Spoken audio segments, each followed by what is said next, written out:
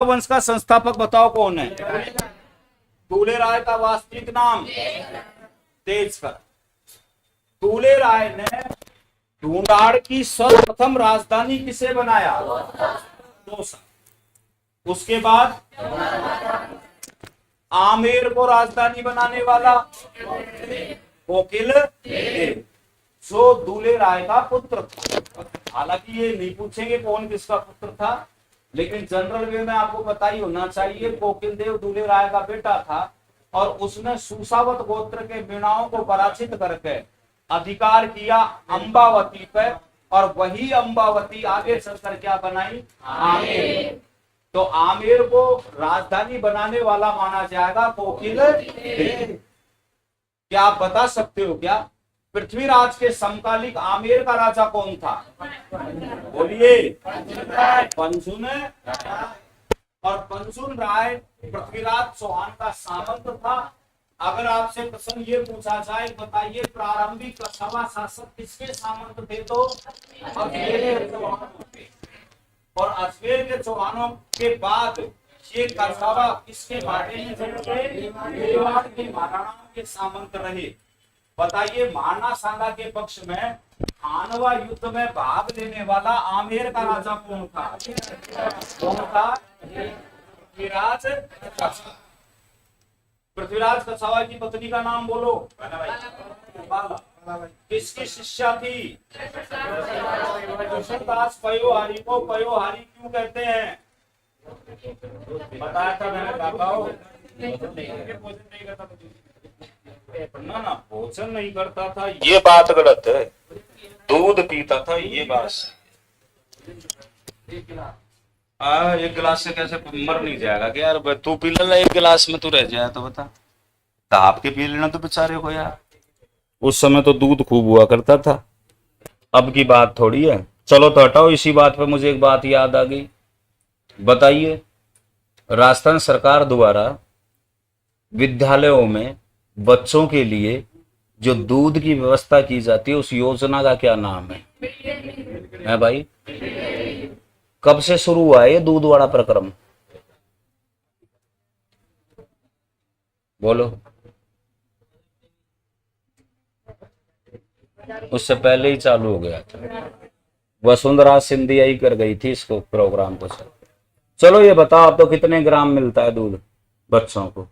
Primary स्तर पर तो कितना, अपर प्राइमरी स्तर पर कितना? दोनों ही बताने ना, अपर प्राइमरी और प्राइमरी दोनों की पूछ रहा हूं। बोलिए।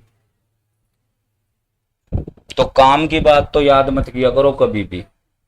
करंट पढ़ो, अखबार पढ़ा करो, मेरी बात को यकीन मानो, वरना बहुत ज्यादा पछताओगे। मेरे जैसा कहने वाला अगर कोई टीचर ना मिलता ना, तो आप ये कहते सर हमको किसी ने समझाया ही नहीं ये बातें। आप भरोसा करो, मैंने हजारों लड़कों को सफल होते हुए अपनी इन आंखों से देखा है।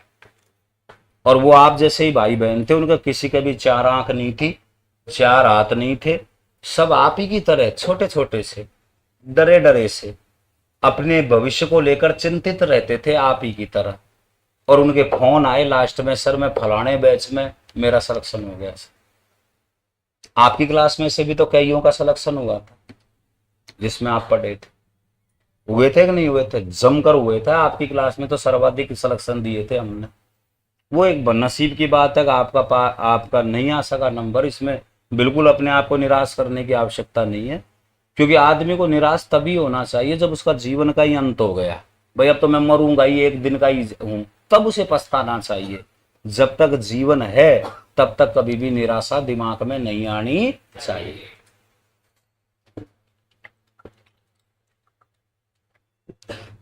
पानी पियोगे? पियोगे क्या? चाय की तो हाँ भी मत करना, ये एक ही है ना भाई? ठीक है। तो पृथ्वीराज कछावा के बारे में याद करना था, पंचुन राय के बारे में भी याद करना था। ये राजनीति आमेर के कछावा शासकों की राजनीति तब हाईलाइट हुई जब भारमल ने अकबर के साथ में वैवाहिक संबंध स्थापित किए। भारत का पहला राजा है भारमल जिसने अकबर के साथ में वैवाहिक संबंध स्थापित किए। कौन से साल में?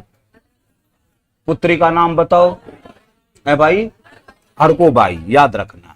कहां हुई ये शादी? सांबर में हुई थी, याद रखना ये शादी। क्या आप बता सकते हो क्या सांबर में हरकू बाई के साथ जो विवाह हुआ था उसमें हरकू बाई के साथ किसे भेजा गया था? अणवादा बना के बताया था ना मैंने। कौन गया था? मानसिंह, 1562। बताइए आमेर का वो राजा जिसने सर्वाधिक समय तक मुगलों की सेवा करी, कितने साल, कब से कब तक? मानसिंह की सूबेदारियों का क्रम बोलो। नंबर 1, सबको बोलना है। ये प्रश्न है, ये प्रश्न है रियल में, मेरी बात का भरोसा करो, इनके अलावा प्रश्न बनेगा ही नहीं। तो इनको याद कर कर आगे फंद काटो इनको। अभी पहला, दूसरी, तीसरी, चौथी बंगाल, ये तो अकबर के काल की सूबेदारियां हैं इसकी। अगर हम जहांगीर की अलग से बात करें तो जहांगीर ने सबसे पहले, फिर उसके बाद, और उसके बाद, और दक्षिण में सूबेदार रहते हुए 1614 में मानसिंह का निधन कहां हुआ? बोलिए। और मानसिंह की छतरी कहां है? हांडीपुर। हांडीपुर जरूर याद रखना, आमेर तो काफी बड़ा है ना। तो हांडीपुर में इसकी छतरी है, किसकी? मानसिंह। बताइए अकबर द्वारा प्रताप को समझाने दूसरे शिष्टमंडल का अध्यक्ष किसे बनाया था? शाबाश, मैंने ये बात आपको लिखाई नहीं थी अलग से, तो मुझे ये बहम था कोई ना कोई तो भगवान दास बोलेगा ताकि मैं उसको लड़ूं, लेकिन आपने, हाँ अरे यार लड़ने में तो मजा आता है मास्टर को यार। ठीक है, तो मैं तो यही बहाने ढूंढता रहता हूं कब आप गलत बोलो और कब मैं आपको डांटू फटकारूं, पर आपने मानसिंह सब ने उत्तर सही दे दिया। और तीसरे शिष्टमंडल में किसको भेजा था? भगवंत दास। इन शिष्टमंडलों के बारे में मैं आपको बहुत सारे अनछुए पहलू आपको टैली करवाऊंगा, लेकिन वो बात चर्चा हम तब करेंगे जब हम महाराणा प्रताप पर्टिकुलर पढ़ेंगे। फिलहाल हम आमेर के शासक पढ़ रहे हैं तो उस हिसाब से हमको इतना सा याद करना था। ठीक है, अब आप फिर बताइए, भगवंत दास ने अपनी पुत्री का विवाह जहांगीर से करवाया। इन दोनों के सहयोग से उत्पन्न होने वाला पुत्र खुसरो। Very good. बताइए राजस्थान के इतिहास में पुत्र हंता मां किसे मानबाई को कहा जाता है? यह भी आपको याद रखना था। बताइए अकबर ने बहारमल को कितने का मनसबदार बनाया? मैं बहारमल की बात कर रहा हूं प्यारी गुड़िया। बेचारी सही कह रही है, उसकी चलने नहीं दे रहे हो तुम, बताओ दुष्टो।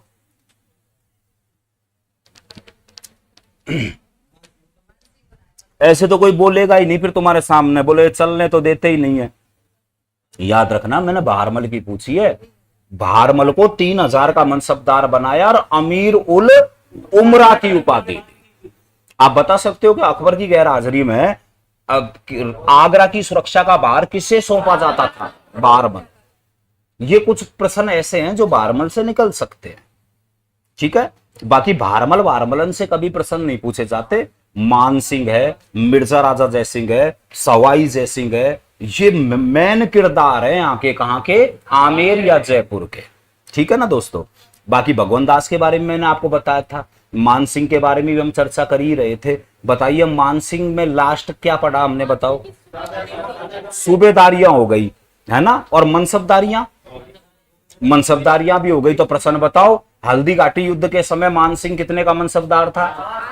एक तो प्रश्न ये बनता है बस, वो 1,500 3,000 ये कोई प्रश्न नहीं बनते।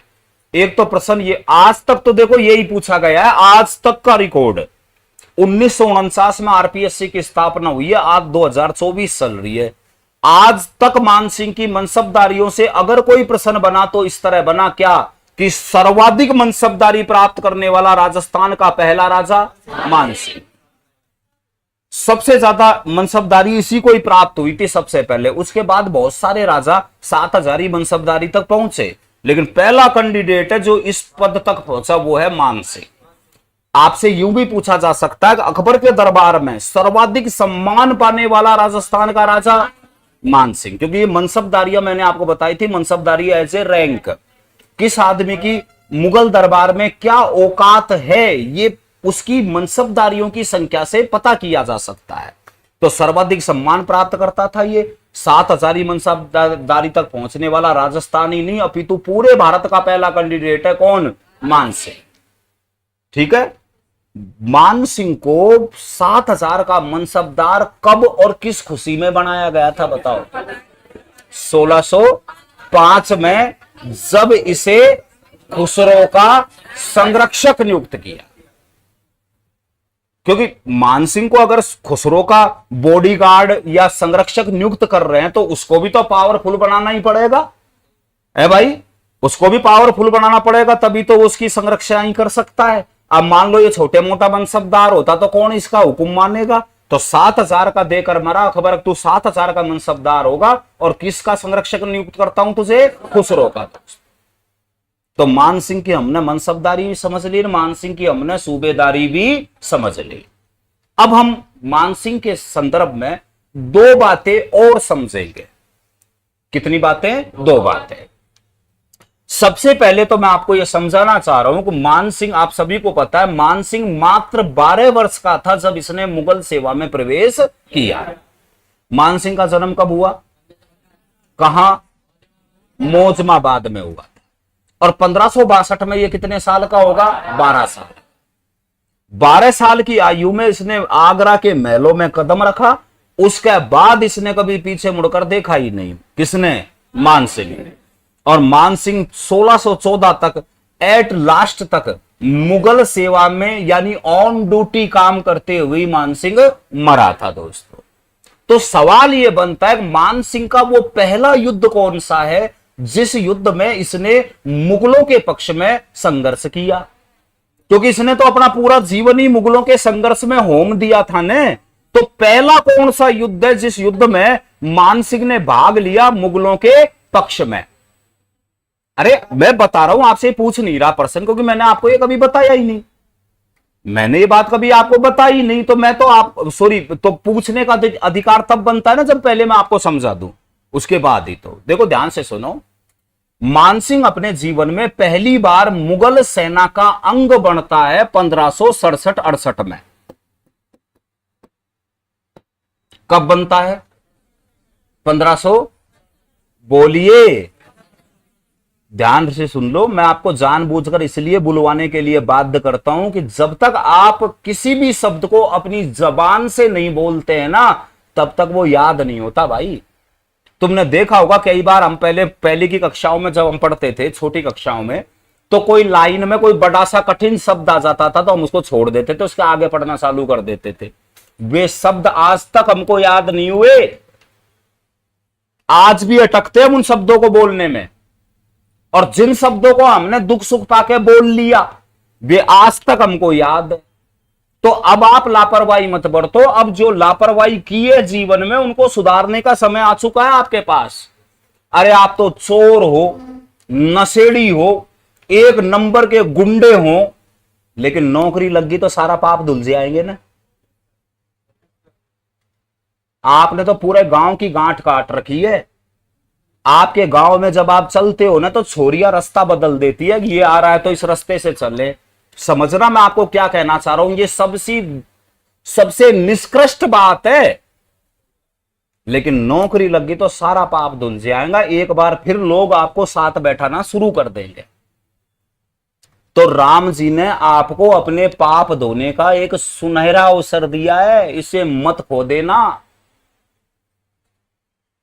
तो सारी जितनी भी आप एक्टिविटीज कर सकते हैं वो कर लीजिए। ध्यान से सुनो, 1567 में अकबर ने आक्रमण किया था चित्तौड़ में। कहां आक्रमण किया? चित्तौड़। आपकी जानकारी के लिए बता दूं, चित्तौड़ युद्ध 3 हुए हैं पूरे इतिहास में। सबसे पहले 1303 में जब अलाउद्दीन खिलजी आया था, रतन सिंह यहां का राजा था, पद्मनी उसकी पत्नी का नाम था। यह स्टोरी आपने सबने सुन रखी है, ठीक है। दूसरा जो आक्रमण हुआ है ना चित्तौड़ पे, वो हुआ है 1534 में। और तीसरा और फाइनल जो आक्रमण अकबर ने किया है, वो कब किया है? 1567 में।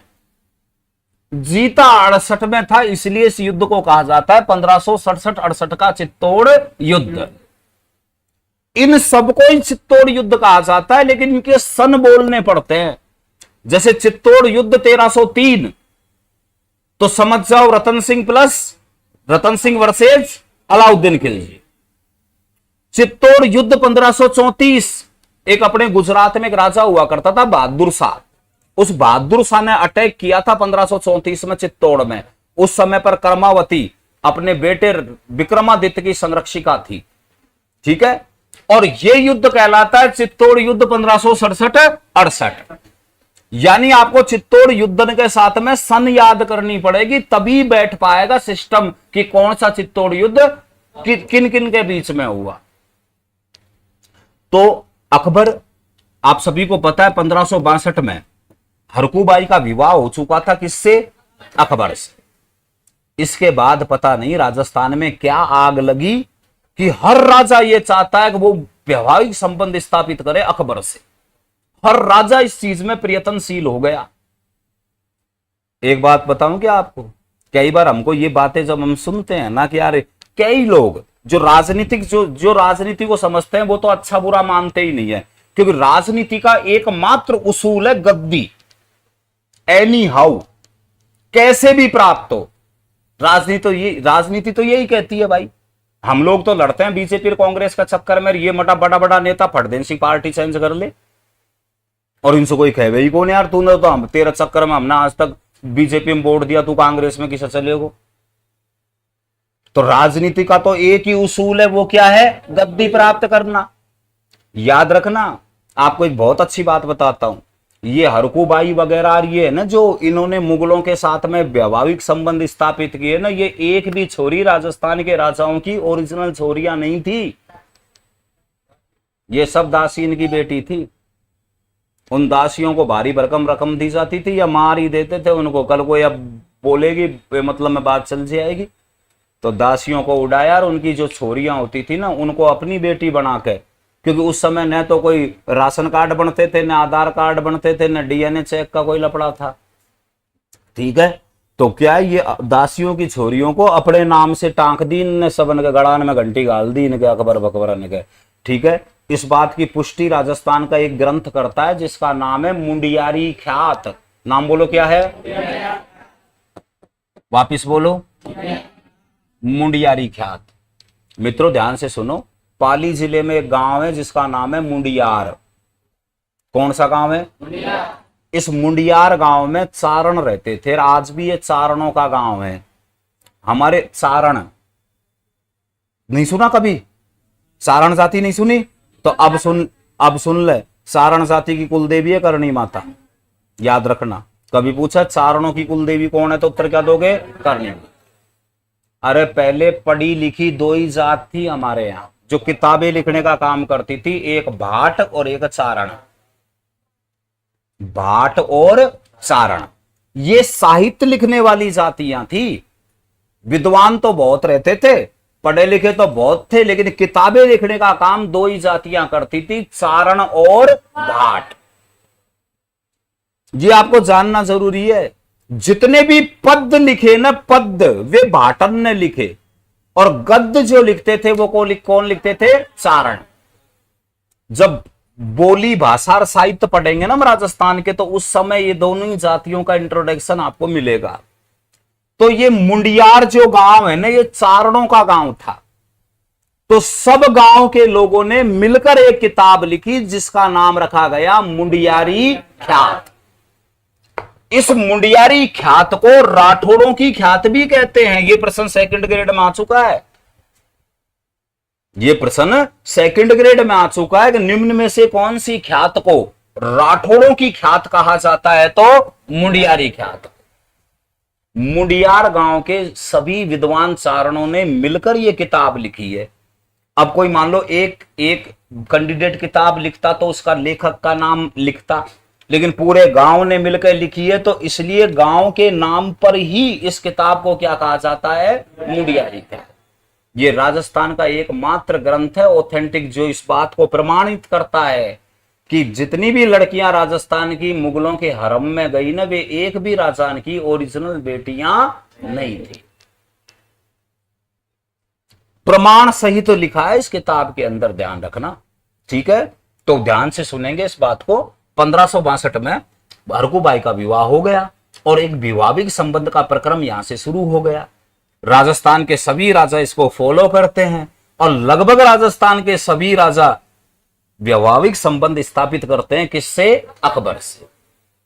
1567 तक स्थिति यह आ गई कि केवल मेवाड़ के महाराणा उदय सिंह के अलावा सभी अकबर की गोद में जाकर बैठ चुके थे।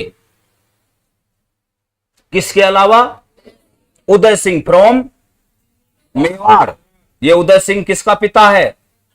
महाराणा प्रताप का। महाराणा प्रताप के जो पिता थे ना उदय सिंह, मैं उनके बारे में बात कर रहा हूं। अकबर की अधीनता नहीं मान रहा था, प्लस जिन जिन राजाओं ने अकबर के साथ वैवाहिक संबंध स्थापित कर लिए थे उन सब की ऐसी तैसी कर रहा था। कौन?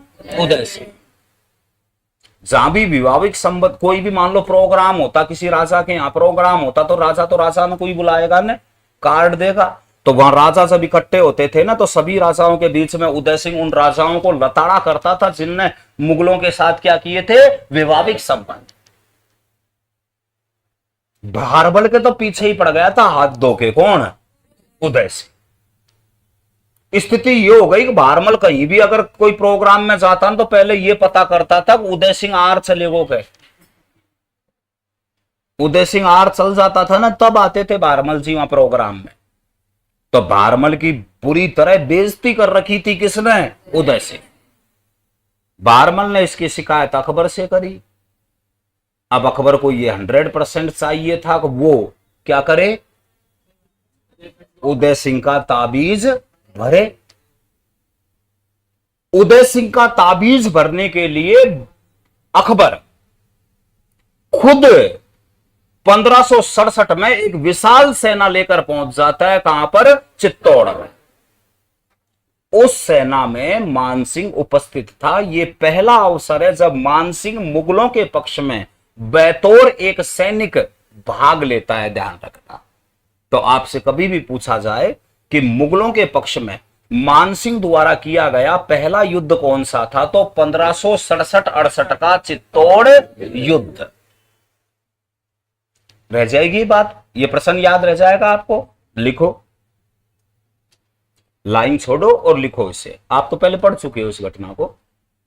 लिखें आप, लिखो 1567-68 का चित्तौड़ युद्ध। 1567-68 का चित्तौड़ युद्ध। आज नए कौन कौन है इस क्लास में, जो जिनकी पहली क्लास है? तो आप आज चाहें तो आराम से सुने और समझने की कोशिश करें, है ना भाई। जो छूट गया ना आपका वो आपको पढ़ाया जाएगा, डोंट वेरी, ठीक है ना। तो जैसे ही कोई नया, आपकी जानकारी के लिए बता दूं, हम लोग आमेर का कछावा वंश पढ़ रहे हैं। आमेर में जो कछावा शासक हुए ना उनके बारे में हम बात कर रहे हैं और इस समय पर हम राजा मानसिंह के संदर्भ में बात कर रहे हैं। तो अभी जैसे आप बीच में लिखोगे तो समझ में नहीं बैठेगा आपके। तो नेक्स्ट जो राजा आएगा ना, नया राजा कोई होगा तो वहां से शुरू कर देंगे।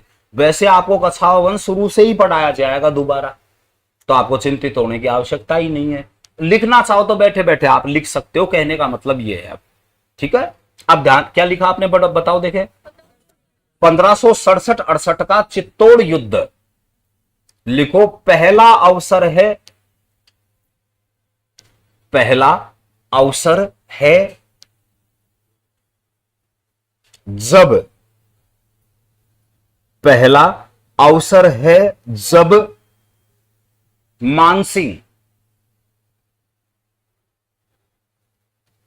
मानसिंह मुगल सेना का अंग बना।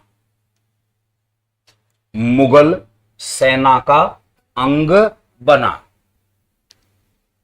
शब्दन का ही फेरबदल है, ध्यान रखना। कहीं आप ये मत समझना कि भाई हमें तो दूसरी लाइन लिखवाई दूसरी यार लिखवाई, क्योंकि मेरी बात सुनो, एक लैंग्वेज तो उसी की मिलेगी जो रट के आता हो। कोई टीचर मान लो कोई चीज को रट के पढ़ाए ना, वो तो एक ही लैंग्वेज लिखवाएगा, चाहे उसे 2 साल बाद पढ़ लो और चाहे 3 साल बाद पढ़ लो, बाकी लाइन। अपन ने इन चीजों को आत्मसात कर रखा है। तो जो जैसी भी लाइन है तो इसमें आप घबराना मत, आपको भी मैं लिखा चुका हूं ये बातें। पहली बार मुगल सेना का अंग ये बन रहा है 1567-68 के चित्तौड़ युद्ध में। अब यहां मैं आपको एक रोचक जानकारी दे रहा हूं जिसे आपको याद रखनी है। रोचक और वो परीक्षा के लिए इंपॉर्टेंट भी है आपके लिए। जब मानसिंह चित्तौड़ युद्ध में भाग लेने पहुंचा तो बताओ मानसिंह की आयु कितनी थी? बताओ।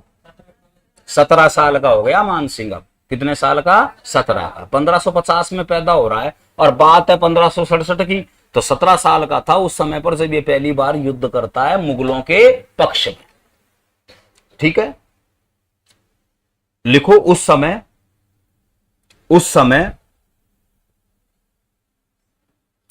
समय चित्तौड़ का शासक महाराणा उदय सिंह था। यह प्रश्न 2017 में असिस्टेंट प्रोफेसर की परीक्षा में आया था। ये लाइन यूं की यूं जो लिखा रहा हूं ना, जो असिस्टेंट प्रोफेसर की भर्ती में आया था एक बार, और प्रश्न ये था कि 1567-68 के अकबर के आक्रमण के समय मेवाड़ का राजा कौन था? तो महाराणा उदय सिंह। ऐसी लाइनें आएंगी तुम्हारे पास, डोंट वेरी दोस्तों।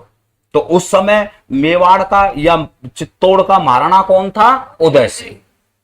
अब दोस्तों सुनो मेरी बात, अकबर 1567 में तो आया। पहले क्या होता था, जब भी कोई आक्रमणकारी आक्रमण करता था ना, तो जो राजा होते थे ना, वो दुर्ग के गेट अंदर से बंद कर लेते थे, क्योंकि दुर्गों में बड़े बड़े पानी के जलाशय होते थे। ज्यादातर तो दुर्गों में प्राकृतिक तौर पर जल के संसाधन होते थे। राजस्थान का एकमात्र दुर्ग बताओ जिसमें झरना है? बताइए। एकमात्र दुर्ग राजस्थान का जिसमें जल के स्रोत में झरने का पानी उपयोग में लिया जाता है।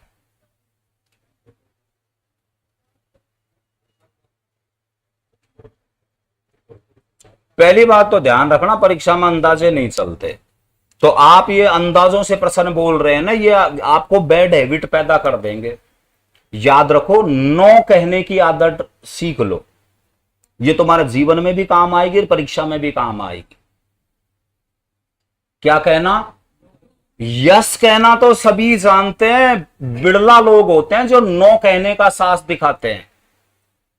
कई बार क्या होता है, घरवाले कहते हैं ये काम कल करना, हम कह देते हैं, हमारे मन में उसी समय ही नहीं जचरी होती है कि कौन करा, पर हाँ कर लेते हैं। कोई दोस्त कहता है यार कल अपन को चलना है 10 बजे, यार अपनी बुआ के बात लेके चलना है, अपन को पता रहता है अपन नहीं चलेंगे, फिर भी अपन कहते हैं ठीक है चलेंगे।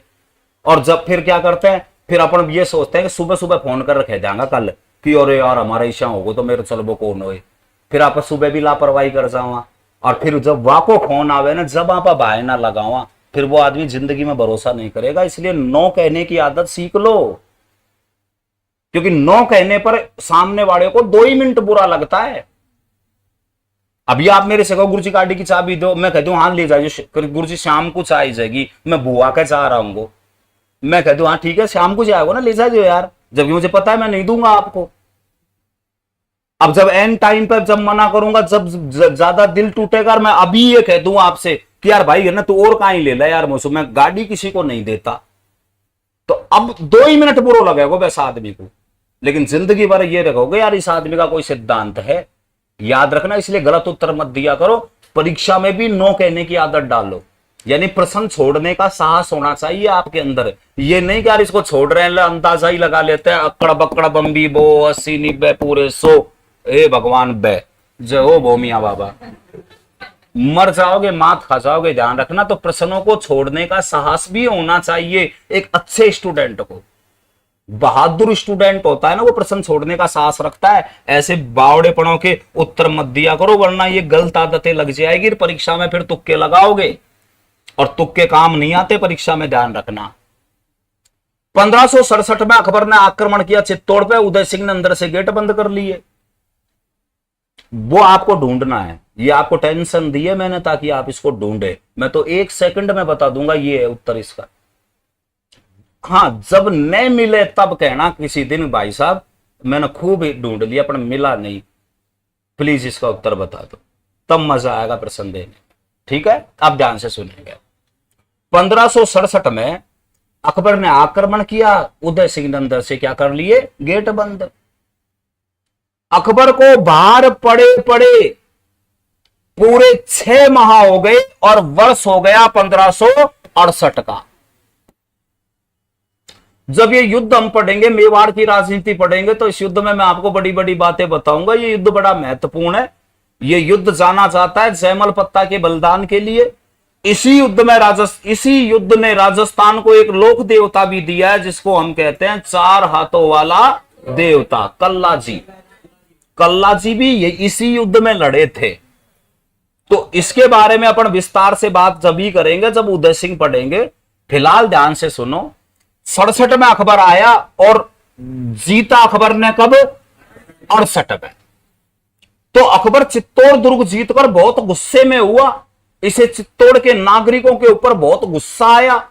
क्यों? क्योंकि अकबर जैसा एक शक्तिशाली व्यक्ति, जो अफगानिस्तान, पाकिस्तान, भारत और बांग्लादेश, इन 4 देशों का राजा था, वो आज एक भारत का प्रधानमंत्री बन जाता है। वो ही अपने आप को बहुत तुर्रम खा समझता है। आप सोचो, अकबर के पास आज के कितने देश थे? 4 देश। और उस आदमी को 6 महीने आपने बैठा के रख दिया, तो उसे तो गुस्सा आएगा ही आएगा। तो अकबर ने चित्तौड़ दुर्ग जीतने के बाद में अपनी सेना को आदेश दिए, कत्ल-ए-आम, कत्ले-आम, कि जो भी मिले उसे काट डालो, मुझे लाशों का ढेर चाहिए चित्तौड़ दुर्ग के अंदर। तो जितने भी हाथी थे सेना में, सबको पिलाई गई शराब, हाथियों को मदहोश कर दिया गया, हाथियों की सूंड पे खंजर बांध दिए गए और निर्दोष चित्तौड़ के नागरिकों के ऊपर उन हाथियों को उतार दिया गया। मित्रों, एग्जैक्ट यहां कितने लोग मरे इसका कोई प्रमाण नहीं है। एग्जैक्ट कितने लोगों की हत्या हुई इसका कोई प्रमाण नहीं है। बस अकबर ने एक आदेश दिया था, जिसको भी मारो ने उसकी जनेऊ तोड़ लो। जनेऊ हिंदू की पहचान है। किसकी पहचान है? हिंदू की। मस्तक पर तिलक और गले कंधे पर जनेऊ। आज तो केवल ब्राह्मण, और ब्राह्मण में भी वे ही बामण ठहरे जो पूजा पाठ करे मंदिर की। पहले सब पहनते थे हम जनेऊ। सातुई जात यज्ञोपवीत संस्कार होता था। और प्राचीन जावे तो महिलाएं भी पहनती थी, लड़कियों का भी होता था यज्ञोपवीत संस्कार। आज घटते घटते केवल मंदिर का पुजारी तक ही सीमित रह गया ये मामला। तो मेरा कहने का मतलब यह है कि जिन जिन को काटा गया, मारा गया, उनकी क्या तोड़ी गई? जनेऊ। और उन जनेऊओं को जब आगरा में ले जाकर तोला गया न, तो उन जनेऊओं का वजन था 72.5 मण। हाँ, इसमें एक बात ये जरूर है, आज जैसी सॉफ्ट जनेऊ उस समय नहीं चलती थी। पहले मूंज की बनती थी जनेऊ। काई की? मूंज की। तुमने अगर मान लो किसी का यज्ञोपवीत संस्कार होते हुए देखा होगा, तो आपने देखा होगा कि सबसे पहले वो खाट बनती है ना मूंज की रस्सी, उसी की जनेऊ पहनाते हैं। फर्स्ट दिन 5 आदमी मिलकर जनेऊ पहनाते हैं। फिर उसके बाद में वो जो प्रचलित जो जनेऊ है वो पहनने लग जाता है। लेकिन पहले तो चलती मूंज की जनेऊ थी। तो मूंज की जनेऊ भारी होती है। क्या होती है? भारी। 5 उसमें धागे होते हैं, तो लगभग एक मूंज की जनेऊ का वजन भी 101 ग्राम तो हो जाता है। कितना? 101 ग्राम तो हो जाती है मूंज यार, सबको इकट्ठा करे तो अपन। पण भी 100 मान लो, 200 ग्राम की मान लो एक जनेऊ, जब भी कितना वजन हुआ? 72.5 मण। इतने लोगों की कुट्टी करवाई थी अकबर ने। कौन से साल में बताओ? 1568 में। अकबर के जीवन की सबसे दुखद घटना मानी जाती है ये। इस घटना की बुराई सबने करी है। अकबर वास्तव में एक नंबर का मुसलमान था, इसमें कोई संदेह की बात नहीं है। इसलिए अकबर को अकबर महान कहा जाता है। लेकिन जब इस घटना का जिक्र होता है ना अकबर के जीवन में, तो अकबर की पूरी महानता नाड़ी में बह जाती है। अरे राजा ने तेरी आधीनता स्वीकार नहीं करी, तो इसमें आम जनता का क्या कसूर है? जिनको मरवा दिया इस आदमी ने। मेवाड़ का एक भी घर ऐसा नहीं था जिसमें लाशें न बिछी हों। हर घर में मातम मनवा दिया था अकबर ने। ध्यान रखना, निर्दोष लोगों का कत्लेआम करवाया। तो मैं आपको यह बात क्यों बता रहा हूं, जो सुनो। इस सेना में मान सिंह भी मौजूद था और मान सिंह को भी यही ऑर्डर दिया गया था, कत्ले आम कर और लूट मार करो। कहां पे? चित्तौड़ में। चित्तौड़ में एक मंदिर है, उस मंदिर का नाम है कुंभ श्याम का मंदिर। नाम बोलो क्या है? कुंभ श्याम का मंदिर। यूं तो ध्यान रखना, कुंभ श्याम के मंदिर राजस्थान के 3 दुर्गों में है। कितने दुर्गों में? 3। और मजेदार बात है कि तीनों ही कुंभ श्याम के मंदिर महाराणा कुंभा ने बनवाए, यानी इनका निर्माता भी एक ही है और नाम भी इनके एक ही है, लेकिन 3 दुर्गों में पाए जाते हैं। कौन कौन से कौन सा मंदिर? कुंभ श्याम का मंदिर। तो चित्तौड़ का जो कुंभ श्याम मंदिर है ना, उसको देखा मान सिंह ने। मान सिंह घुसा इस मंदिर के भीतर कि देखो कुछ न कुछ इसमें भी मिलेगा, लाडू फाडू छड़ा तो मिलेगा ना, 2-5 खा ही लेगा प्रसाद। ये सोचकर मान सिंह इसमें घुसा और इस मंदिर में उसे एक भगवान श्री कृष्ण की 3 फीट ऊंची काले रंग के पत्थर की मूर्ति दिखाई दी। वो मूर्ति मान सिंह को पसंद आ गई और मान सिंह उस मूर्ति को लूट के माल के साथ आमेर ले आया। कहां ले आया? आमेर। आगे चलकर मान सिंह का एक बेटा जगत सिंह था। जगत सिंह मर गया था, तो जगत सिंह की याद में आमेर में एक मंदिर बनवाया गया जिसका नाम था जगत, बोलिए बोलिए, सही कह रहे हो आप, जगत शिरोमणि का मंदिर। बताइए जगत शिरोमणि का मंदिर कहां है? कहां पे है? आमेर। ठीक है। इस मंदिर का जब निर्माण करवाया गया अपने बेटे की याद में, तो मान सिंह ने वो मूर्ति जो कहां से लाया था, वो चित्तौड़ दुर्ग के कुंभ श्याम मंदिर से, उस मूर्ति को इसने यहां आमेर में स्थापित करवा दिया। आपको पता होना चाहिए ये मूर्ति का भी अपना एक इतिहास है। आप सभी को पता है मीराबाई का जन्म कुड़की में हुआ था और लालन पालन हुआ था मेड़ता में। मीराबाई विवाह करके चित्तौड़ में ही आई थी। महाराणा सांगा का बड़ा बेटा भोजराज मीराबाई का क्या था? पति था। आप सब लोग जानते हैं। तो जब तक मीरा चित्तौड़ में रही ने, तब तक मीरा ने उसी मूर्ति को पूजा था जिसे कौन उठाकर लाया? मान सिंह। ये मूर्ति इस मूर्ति की पूजा मीरा मेड़ता में भी करती थी, अपने पीहर में भी इसी मूर्ति की पूजा करती थी। जब ससुराल में आई ना, तो इस मूर्ति को अपने साथ ही ले आई मीरा और इस मूर्ति को कुंभ श्याम मंदिर में स्थापित करवा दिया गया। और वो मूर्ति संयोग से आज कौन से मंदिर में है? अब समझ में आ गई ये मूर्ति कैसे आई यहां आमेर में। ये बात तो हम शुरू से ही पढ़ना चालू कर देते हैं कि जगत शिरोमणि मंदिर में मीरा द्वारा पूजित भगवान श्री कृष्ण की मूर्ति उपस्थित है। लेकिन सवाल ये आता है कि ये थोड़ा कंफ्यूज करता है हमको कि आखिर ये मूर्ति आई कैसे। तो अब समझ में आ गया इस मूर्ति को कौन लेकर आया था? मान सिंह लेकर आया था। कौन से साल में? वेरी गुड दोस्तों। तो आपने लास्ट लाइन क्या लिखी आपने, देख बताओ। उस समय उदय सिंह था, है ना? लिखो लिखो। इस अवसर पर मान सिंह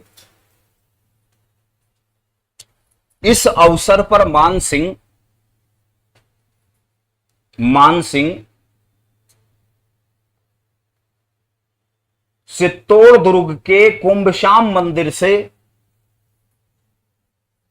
इस अवसर पर मान सिंह चित्तौड़ दुर्ग के कुंभ श्याम मंदिर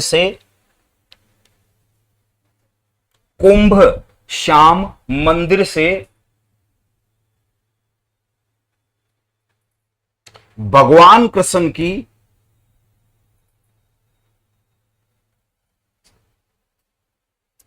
वह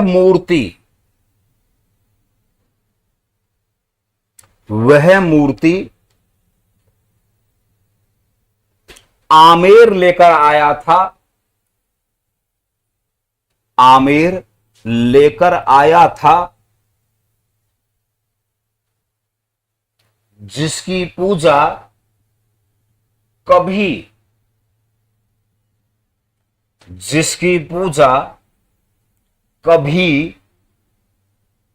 मीराबाई किया करती थी। मीराबाई किया करती थी। लिखो, यह मूर्ति वर्तमान में, यह मूर्ति वर्तमान में आमेर के जगत शिरोमणि मंदिर, आमेर के जगत शिरोमणि मंदिर में रखी हुई है, रखी हुई है। तो दोस्तों, मानसिंह की राजनीति को पढ़ रहे थे, मनसबदारी सूबेदारी हमने बढ़िया तरीके से समझ ली थी।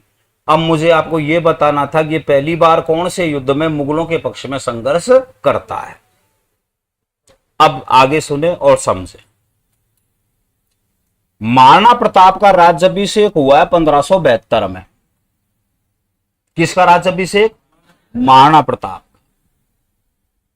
जब महाराणा प्रताप मेवाड़ का राजा बना तो अकबर ने इसको समझाने के लिए 4 कैंडिडेट भेजे थे। नंबर 1, बोलेंगे सबके सब, नंबर 1, 2, 3 और चौथा टोट। सबसे पहले जलाल खां भेजा। जलाल खां जब असफल हो गया तो किसे भेजा? मानसिंह को भेजा। मानसिंह जून 1573 में प्रताप को से मिलने के लिए मेवाड़ पहुंचा। इन दोनों उस समय के राजनीति के शेर थे, दोनों ही, प्रताप भी और मानसिंह। इनकी मुलाकात हुई है उदय सागर झील के किनारे। कौन सी झील के किनारे? उदय सागर झील के किनारे। उदयपुर में इनकी भेंट हुई है, दोनों की वार्ता इनकी यहां हुई है। आप सभी को पता है कि एक ऐसा मामला हुआ, अपन ने चर्चा कर ली थी शायद क्लास में, कि जो शाही भोज दिया गया था मानसिंह के सम्मान में, उसमें प्रताप उपस्थित नहीं हुआ। और प्रताप ने किसको भेज दिया? मानसिंह को भेज दी, सॉरी, अपने बेटे अमर सिंह को भेज दिया। और इसी बात ने आगे चलकर तूल पकड़ा और मानसिंह बिना खाए वार्ता को अधूरी छोड़कर वहां से चला गया। इसमें यह बताया जाता है, मुणोत नैणसी भी इस बात की पुष्टि करता है, और कर्नल जेम्स टोड भी इस बात की पुष्टि करता है कि इनके बीच में उस समय टेंशन हुई थी। यहां तक कि मेवाड़ का सबसे ऑथेंटिक इतिहास वीर विनोद श्यामल दास, वीर विनोद की रचना किसने की है? श्यामल दास। वो भी इस बात का उल्लेख करता है अपनी किताब में कि इनके बीच में आपस में तनातनी हो गई और मानसिंह की बेइज्जती हुई। मानसिंह की क्या हुई? बेइज्जती। मानसिंह अपनी इस बेइज्जती का बदला चुकाने के लिए बहुत प्रयासरत था। जब 4 कैंडिडेट भेजे, उनसे भी जब प्रताप नहीं समझा, तो प्रताप को समझाने का केवल एक ही रास्ता बचा हुआ था, और वो था युद्ध। वो क्या था? युद्ध। अब बात यह आ रही थी, यार युद्ध का सेनापति किसे बनाया जाए? तो अकबर चाहता था कि युद्ध का सेनापति कौन बने? मानसिंह। मानसिंह को बनाया जाए, क्योंकि मानसिंह खार खाए बैठा है। किससे? प्रताप से। तो मानसिंह जो परफॉर्मेशन कर सकता है ना, वो कोई और नहीं कर सकता। वैसे भी अकबर एक चालू किस्म का राजा था। अकबर का रिकॉर्ड उठा के देख लो, अकबर ने जब भी किसी राजपूत के खिलाफ सेना भेजी ने, तो राजपूत को ही सेनापति बनाकर भेजा, ताकि मैं बुरा न बनूं। क्योंकि अकबर को तो सबका सहयोग चाहिए था, वो तो विश्व विजेता बनना चाहता था। उसे तो प्रत्येक राजपूत उसके लिए अनिवार्य था। अब खुद आवे, केवल चित्तौड़ युद्ध 1567 में खुद अकबर आया था, और उसके बाद इसकी बदनामी हुई। उसके बाद में इसने पैटर्न चेंज कर दिया कि भाई को भाई से ही लड़ाया जाए, राजपूत के अगेंस्ट राजपूत को ही भेजो, ताकि उनमें तो आपस में बन न सके और मेरी दोनों गुलामी करे। किसकी थोड़ी थी ये? अकबर की। तो अकबर चाहता था किसे भेजा जाए? मानसिंह को। जब मैं आपको मनसबदारी समझा रहा था तो मैंने सारी टेक्निकल बातें भी आपको समझाई थी, और इसी अवसर पर अकबर को मानसिंह को बनाना पड़ा 5,000 का मनसबदार। और फिर जो युद्ध हुआ वो युद्ध क्या कहलाता है? हल्दी घाटी का युद्ध। मित्रों, मैं आपको बस ये एक ही लाइन ये लिखवाना चाह रहा हूं, ये भी मानसिंह के जीवन का पहला अवसर है। याद रखना, अगर आपसे प्रश्न पूछा जाए कि वो कौन सा युद्ध है जिसमें पहली बार मानसिंह को प्रधान सेनापति बनाया गया, तो वो है हल्दी घाटी का युद्ध। एक सैनिक के तौर पर पहली बार ये किसी युद्ध में शामिल होता है तो वो है 1567-68 का चित्तौड़ युद्ध। और बैतौर प्रधान सेनापति के मुगल सेना का सेनापति बनकर ये अगर किसी युद्ध में भाग लेता है तो वो है हल्दी घाटी का युद्ध 1576। 72 नहीं, 1576। लिखो लिखो लिखो, 1576 का हल्दी घाटी युद्ध। 1576, क्षेत्र बोले तो 76। 1576 का हल्दी घाटी युद्ध मानसिंह के जीवन का पहला अवसर है। मानसिंह के जीवन का पहला अवसर है जब मानसिंह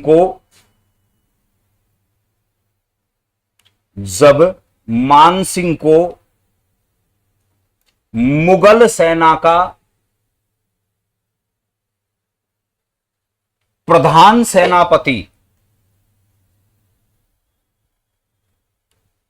मुगल सेना का प्रधान सेनापति बनाया गया।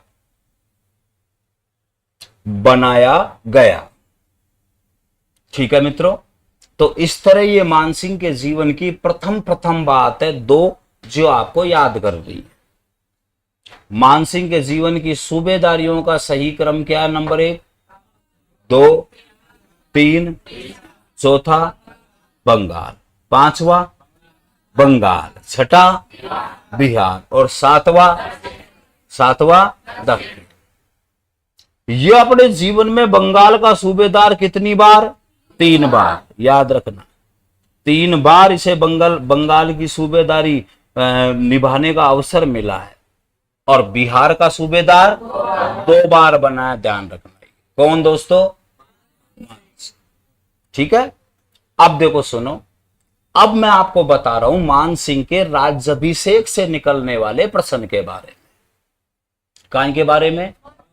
राज्याभिषेक शब्द को मैं समझा रहा हूं। लिखो, मानसिंह का राज्याभिषेक। मानसिंह का राज्याभिषेक। अब दोस्तों ध्यान से सुनेंगे मेरी बात को। कोई भी राजा जब हम पढ़ते हैं ना, तो सबसे पहले लाइन ही हम ये लिखवाते हैं कि इसका राज्याभिषेक कब हुआ। समझ रहे मेरी बात को? मानसिंह राज्याभिषेक में भी अपवाद है, एक रोचक तथ्य रखता है, इसलिए इसके राज्याभिषेक को मैंने एक अलग चैप्टर के रूप में, एक पॉइंट के रूप में आपको समझा रहा हूं। इसे आप समझने की कोशिश करना। बाकी और राजाओं के साथ तो क्या होता है, राजा का नाम लिखते मैं लिखवाता हूं, या सभी लिखवाते हैं, लिखो राज्याभिषेक फलानी तारीख। लेकिन ये राज्याभिषेक, ये राजा बनने से पहले ही शानदार खेल चुका होता है। कौन? मानसिंह। बताइए, मानसिंह मुगल दरबार में प्रवेश कब करता है? 1562 में। शाबाश। जब 1562 में मानसिंह मुगल सेवा में प्रवेश करता है तो उस समय मानसिंह का दादा भारमल आमेर का राजा था। यानी अपने दादा के कार्यकाल में ही ये मुगलों के साथ चला गया और इसने अपनी पर्सनल पारी खेलना चालू कर दिया मुगलों के साथ में। बताइए, भाला फेंक प्रतियोगिता में इस साल गोल्ड मेडल पेरिस ओलंपिक 2024 में किस देश ने जीता? शाबाश, इस प्रश्न को तैयार कर लेना। नीरज चोपड़ा के साथ हमको आशा थी, नीरज चोपड़ा तो सिल्वर पे रह गया और पाकिस्तान ने जीता है पहला गोल्ड। ये अपने आप में पाकिस्तान की दृष्टि से एक बहुत बड़ी घटना है।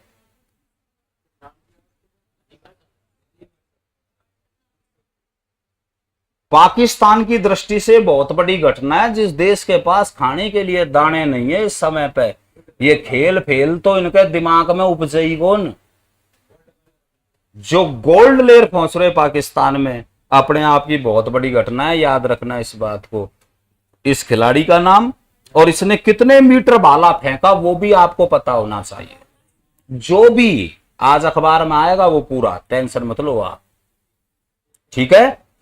और नीरज चोपड़ा कितने मीटर पे फेंककर सिल्वर लाता है वो मीटर भी तुम्हें याद होने चाहिए। सर जी मैं तो कह रहा हूं वो याद होने चाहिए मीटर, उनको लिख लेना। आप कहने का मतलब जरूर लिखोगे ना? Very good. और विनेश का मैटर तो पूरा हाईलाइट है ही है, विनेश का तो वो तो आपको पढ़ना ही पढ़ना। यानी कहने का मतलब मुझे बहुत खुशी हुई है आपने जब पाकिस्तान शब्द का यूज करे तो मुझे बहुत खुशी हुई है कि आप मेरी बात मानने लग गए और आप ओलंपिक को सीरियस ले रहे हैं। एक प्रश्न 100% आएगा पेरिस ओलंपिक 2024।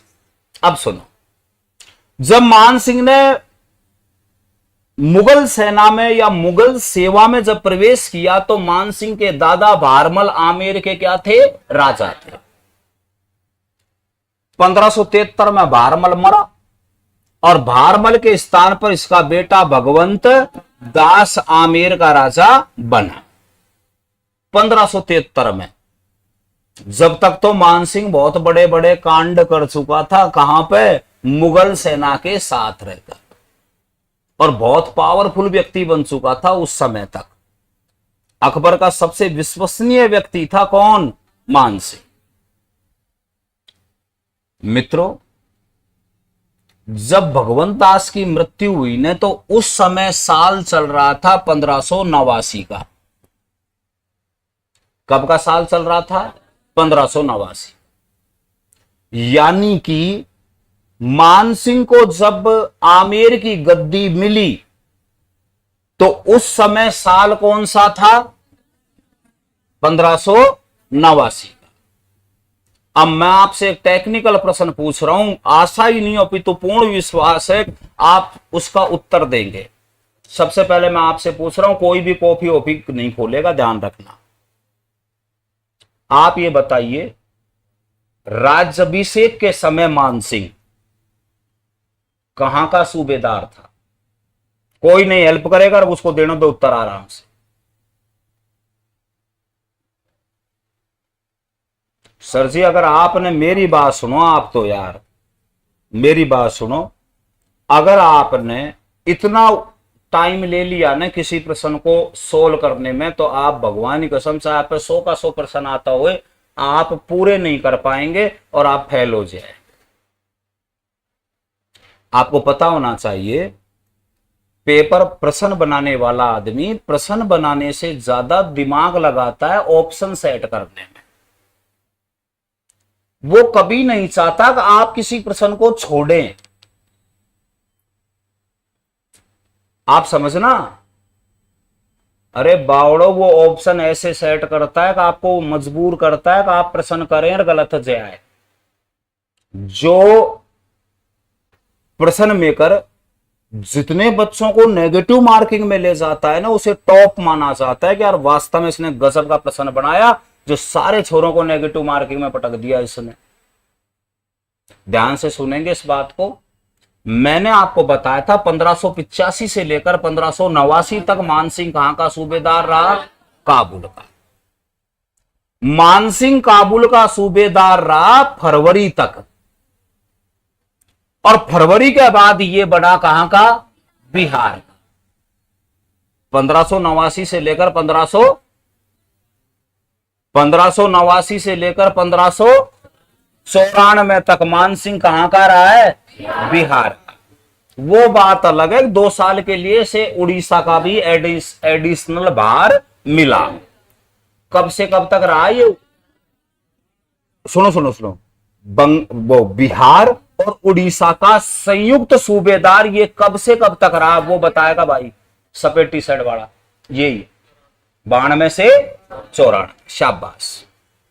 तो अब याद रखना, जब मानसिंह का पिता भगवंत दास मरा तो उस समय पर मानसिंह बिहार का सूबेदार था। ना ना ना, काबुल नहीं, काबुल छोड़ चुका था। कहां जा चुका था वो? बिहार में। अब याद रखना,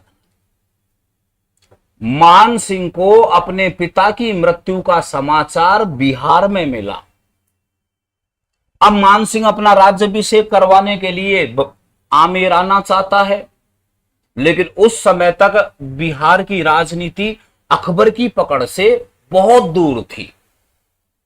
अकबर जानता था कि अगर मान सिंह शांति एवं कानून व्यवस्था लागू करेगा तो मान सिंह ही कर सकता है, बाकी और मेरे पास ऐसा कोई कैंडिडेट नहीं है जो बिहार को मेरी झोली में ला सके।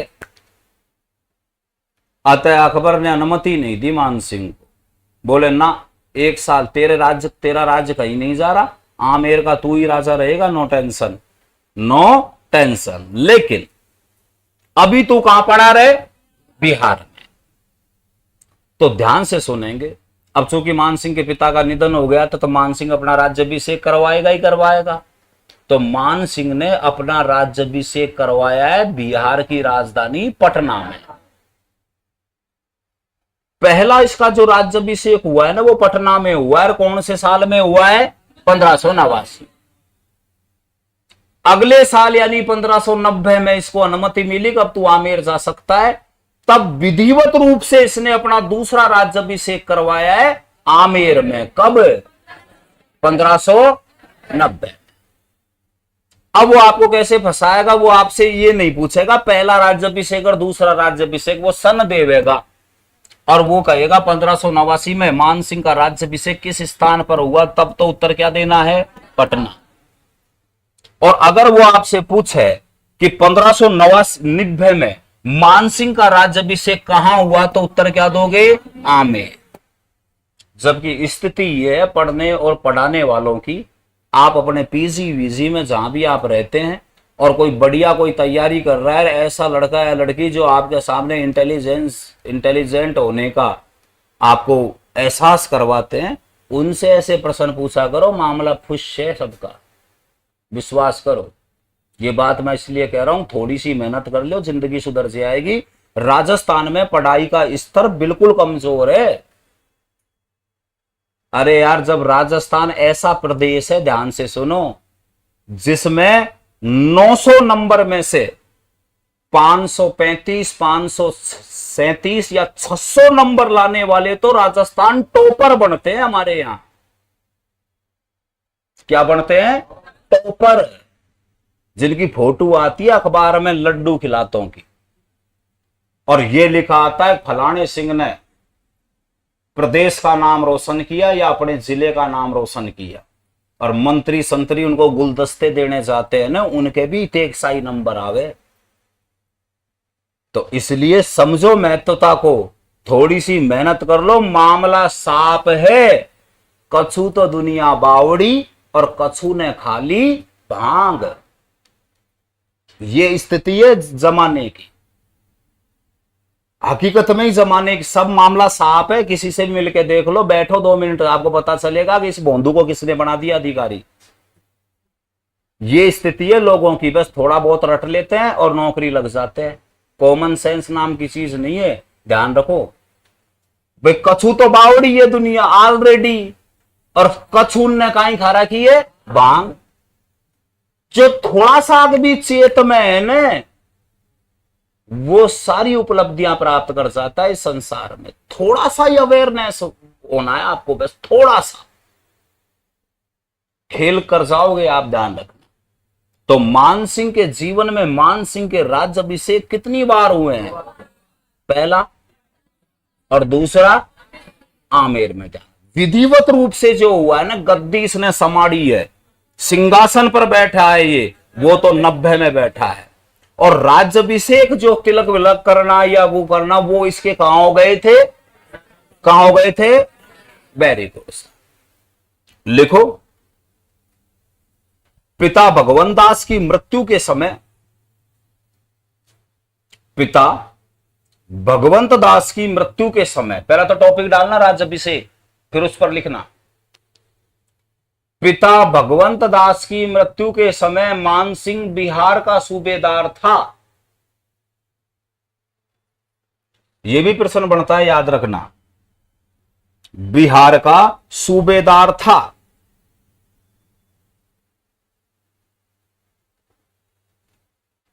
नेक्स्ट लिखो, अगली लाइन लिखो, लिखो मानसिंह का राज्याभिषेक, मानसिंह का राज्याभिषेक 1589 में पटना में हुआ।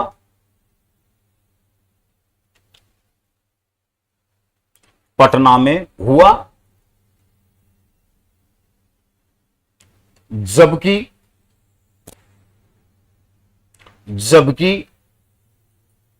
विधिवत रूप से गद्दी प्राप्ति, जबकि विधिवत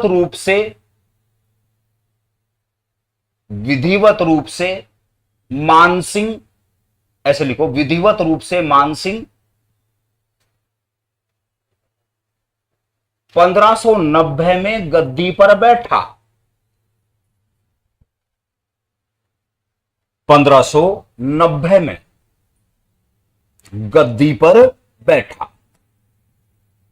ठीक दोस्तों, ये राज्याभिषेक से निकलने वाले अधिकतम क्वेश्चन है। किसके? मानसिंह के। मानसिंह को मैं इतना रचा रचा कर क्यों पढ़ा रहा हूं आपको कि मानसिंह सबसे इंपॉर्टेंट शासक है। कहां का? आमेर। आमेर की राजनीति में सबसे टॉप, परीक्षा की दृष्टि से अगर कोई राजा आपको पढ़ना है तो मानसिंह है। फिर उसके बाद के तो राजा जयपुर के कहलाएंगे। मानसिंह के बाद में मिर्जा राजा जयसिंह, मिर्जा राजा जयसिंह के बाद में राम सिंह, राम सिंह के बाद में बिशन सिंह, और बिशन सिंह का बेटा सवाई जयसिंह जयपुर बसा देता है। और आमेर से ये लोग उठकर जयपुर आ जाते हैं, और लास्ट समय तक आमेर की राजधानी फिर क्या रही? जयपुर। तो आमेर के राजाओं में सबसे मोस्ट इंपॉर्टेंट राजा माना जाता है कौन? मानसिंह। याद रह जाएगी छोटी सी बात आपको। तो राज्याभिषेक इसके 2 बार हुए, 1589 और 1590। अगर बिहार में राज्याभिषेक पूछे तो 1589, और आमेर में गद्दी ग्रहण पूछे तो उत्तर क्या दोगे? 1590। ठीक है। अब देखो, सुनो मेरी बात, ये तो हो गई मानसिंह की राजनीतिक घटनाएं। अब हम बात करेंगे मानसिंह की कला संस्कृति से जुड़ी हुई घटनाओं के बारे में। काय से संबंधित? कला संस्कृति। प्रत्यक्ष अप्रत्यक्ष रूप से मानसिंह ने अपने जीवन में कई आर्ट और कल्चर से जुड़ी हुई घटनाओं को भी अंजाम दिया। उनके विषय में हम यह बात करेंगे। तो आप बिंदु लिखो, मानसिंह का कला संस्कृति में योगदान। बिंदु लिखो, मानसिंह का कला एवं संस्कृति में योगदान। कला और संस्कृति में योगदान। मित्रों ध्यान से सुनो, सबसे पहले हम मानसिंह की धार्मिक उपलब्धियों पर चर्चा करेंगे। किन पर करेंगे? धार्मिक उपलब्धियों पर चर्चा करेंगे हम मानसिंह की। देखो, आप समझेंगे मेरी बात को। अकबर देश का बादशाह बना 1556 में। अकबर के पिता का नाम था हुमायूं। क्या नाम था? हुमायूं। और हुमायूं के पिता का नाम था बाबर। ये अपने साथ ही सेना लेकर आए थे मध्य एशिया से। इनकी सेना में सारे मुसलमान थे। कौन थे? मुसलमान। बाबर की मृत्यु के बाद पर हुमायूं गद्दी पर बैठा। और इन्हीं मुसलमानों में एक मुसलमान था जिसका नाम था शेर शाह सूरी। और शेर शाह सूरी चैलेंज करता है किसको? हुमायूं को। और एक नहीं बल्कि दो दो युद्धों में हुमायूं को पराजित करता है। कौन? शेर शाह सूरी। पहले युद्ध का नाम है चौसा का युद्ध और दूसरे युद्ध का नाम है बिलग्राम का युद्ध। 1539 में तो लड़ा गया था चौसा का युद्ध और 1540 में लड़ा गया था बिलग्राम का युद्ध, शेर शाह सूरी और हुमायूं के मध्य। और इन युद्धों ने यह डिसीजन दे दिया कि अब देश की तकदीर हुमायूं नहीं लिखेगा। कौन लिखेगा? शेर शाह सूरी। आखिरकार शेर शाह सूरी से पराजित हो जाने के बाद हुमायूं को भारत छोड़ना पड़ा, क्योंकि भारत में उसका कोई शुभचिंतक था ही नहीं जिसके पास वो रुक सके। और भाई हुमायूं लगभग 15 वर्षों तक देश देश में जाकर खाक छानने लगा और 15 साल इसके जीवन में ऐसे बीते कि हुमायूं अपनी बीमारियों और अपने परिवारजनों की बीमारियों में इलाज कराने लायक भी इसके पास में सतूने नहीं रहे। कोई भगवान ने इसकी फिर सुनी और ये शेर शाह सूरी के खानदान के लोगों में आपस में झगड़ा होने लगा और 1555 में आके हुमायूं एक बार फिर भारत की राजनीति में प्रवेश कर जाता है। कैसे न कैसे ये फिर बादशाह बन जाता है। कब बन जाता है? 1555। ये एक ऐसा मुगल बादशाह जिसका कार्यकाल 2 पार्टों में बटा होता है। 15 साल तक इन मान लो विपक्ष में बैठा और फिर इसे प्राइम मिनिस्टर बनने का दोबारा सौभाग्य प्राप्त हुआ। कब हुआ? 1555। किसकी बात कर रहा हूं मैं? हुमायूं। लेकिन हुमायूं की ये खुशी भगवान को बर्दाश्त नहीं हुई और अगले ही साल दिल्ली में एक बिल्डिंग से नीचे उतर रहा था हुमायूं, इसका पैर फिसल गया और पैर फिसल गए। 3 मंजिल की थी वो बिल्डिंग। शेर ए मंडल नामक की इमारत थी जिसमें पुस्तकालय था। क्या था? पुस्तकालय। आपको पता होना चाहिए हुमायूं सर्वाधिक पढ़ा लिखा मुगल बादशाह था। इसे किताबें बहुत अच्छी लगती थी। जब 15 साल तक ये दर दर की ठोकरें खा रहा था ना, तब भी इसके पास 30,000 किताबन की लाइब्रेरी थी। किसके पास?